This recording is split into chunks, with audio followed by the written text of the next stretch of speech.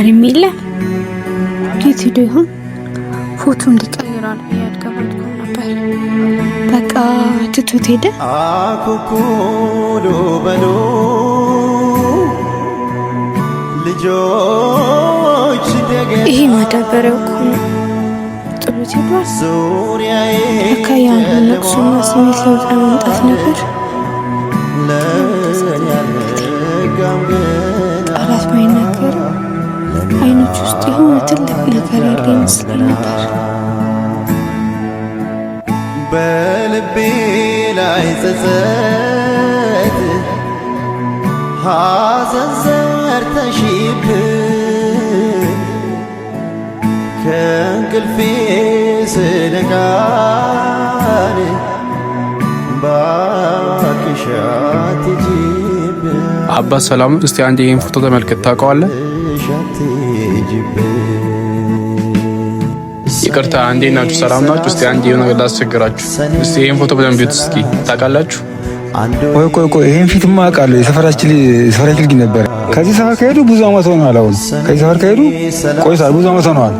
አሁን ምን ሁኔታ ላይ እንዳለ አታውቁም? አሁን በፊት እንትን ነበር፣ አሁን ነጋዴ ነው። በጣም ትልቅ ሰው ነው። አመሰግናለሁ በጣም። አሁን ተስፋ አለኝ ማለት ነው። ወንድሜን ካገኘው በኋላ ወደ እሱ እመልሳለሁ።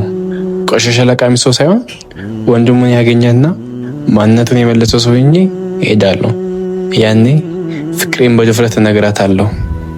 እወድሻለሁ የኔ ብርሃን።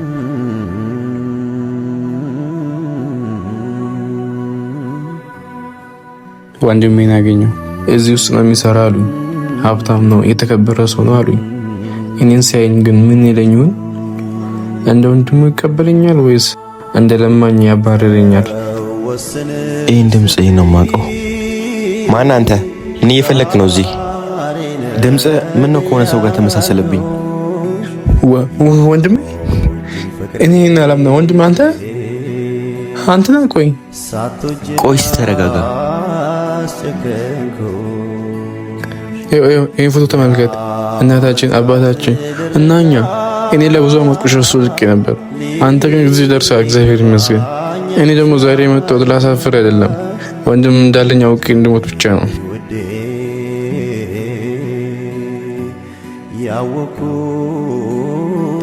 ወንድሜ ላለፈው አመታት የት ነበርክ?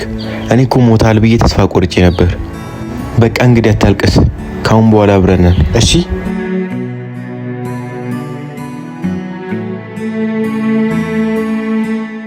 አኩኩሉ በሉ ልጆች ደገና። አሁን ሙሉ ሰው እንኳ ወንድሜን ያገኘሁት። አሁን አንቺን ፊት ለመቆም አልፈራም። ነገ ተቀይሬ አምሬ እመጣለሁ። ዛሬ ግን ከወንድሜ ጋር ላልቅስ። ደግሞ እንዲህ ነው ያደግከው? አንተ ራሱ ተቀይረሃል። በልቤ ላይ ጸጸት ሐዘን ዘርተሽብኝ ከእንቅልፌ ምንድነው የሆነው? ፎቶውን ከሰጠሁት በኋላ ድምፁ እንደዚህ መጥፋት ነበረበት?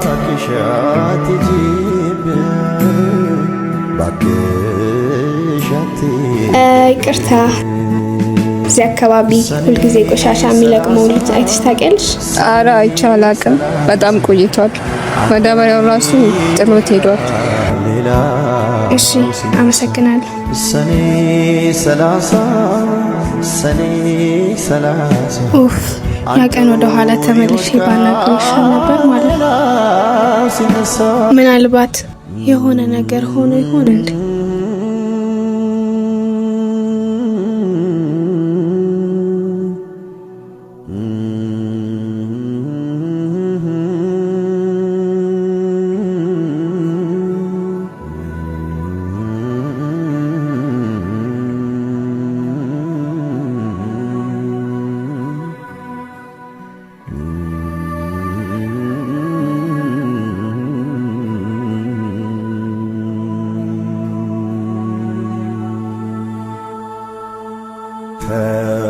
ወስን ስትይ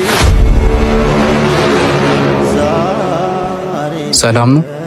አንድ ሰው የፈለግሽ ይመስለኛል። አንተ እንጥቆይኔት ቆሻሻ ለቃሚ አንተ ነህ? አዎ እኔ ነኝ። ያን ቀን ፎቶን ስትሰጭኝ የሰጠሽኝ ወረቀት ሳይሆን ህይወቴን ነበር።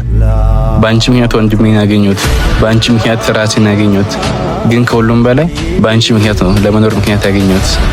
እና ዛሬ የመጣሁት ለብዙ ጊዜ ልነግርሽ ያልቻልኩኝና ውስጤን ደብቄ የኖርኩትን ነገር ዛሬ ልነግርሽ ነው የመጣሁት።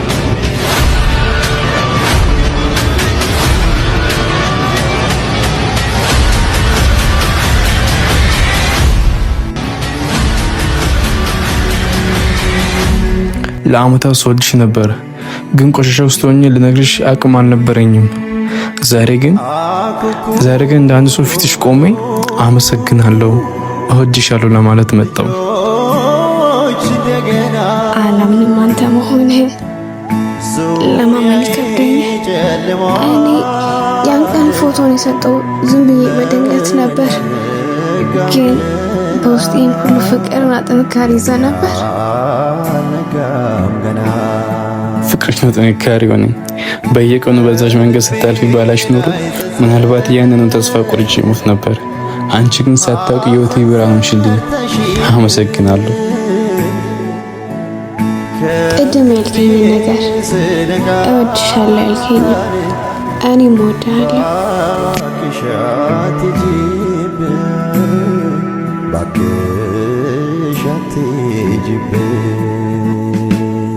ሰኔ 30 አንዱ ይወድቃል ሌላው ሲነሳ ሰኔ 30 ከዛሬ በኋላ ቆሻሻ ህይወቴ ያልቋል። በምትኩ ንጹህ ፍቅርና ቤተሰብ አግኝቻለሁ።